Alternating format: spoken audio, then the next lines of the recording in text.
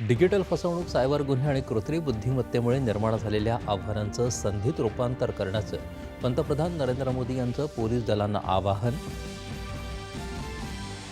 भाजपा विधिमंडळ पक्षनेत्याची निवड करण्यासाठी मुंबईत आज किंवा उद्या भाजपा विधिमंडळ पक्षाची बैठक होण्याची शक्यता.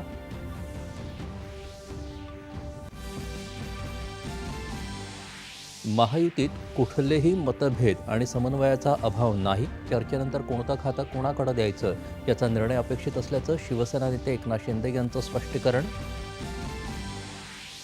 राष्ट्रवादी काँग्रेस शरदचंद्र पवार पक्षाच्या बैठकीत विधानसभेतील गटनेते म्हणून जितेंद्र आव्हाड, मुख्य प्रतोद म्हणून रोहित पाटील तर प्रतोद म्हणून उत्तम जानकर यांची निवड.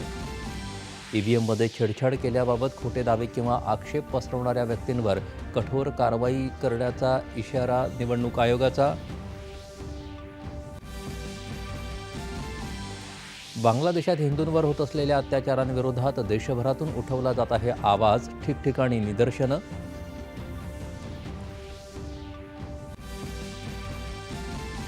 अमेरिकेत कथित लाचखोरी प्रकरणी केलेल्या आरोपांमध्ये तथ्य नसल्याचा उद्योगपती गौतम अदानी यांचा दावा. कंपनीकडून कोणत्याही प्रकारच्या नियमांचं उल्लंघन झालं नसल्याचं केलं स्पष्ट. नोव्हेंबरमध्ये जीएसटी संकलनात लक्षणीय वृद्धी. गेल्या वर्षीच्या नोव्हेंबर महिन्याच्या तुलनेत 8.5% वाढ. यूपीआयनं सुमारे 16 अब्जांहून अधिक व्यवहार करत गाठला नवा टप्पा. पुरुषांच्या कनिष्ठ हॉकी आशियाई स्पर्धेत भारतानं कोरियावर विजय मिळवत गाठली उपांत्य फेरी. उद्या उपांत्य फेरीत भारत आणि मलेशिया आमने-सामने.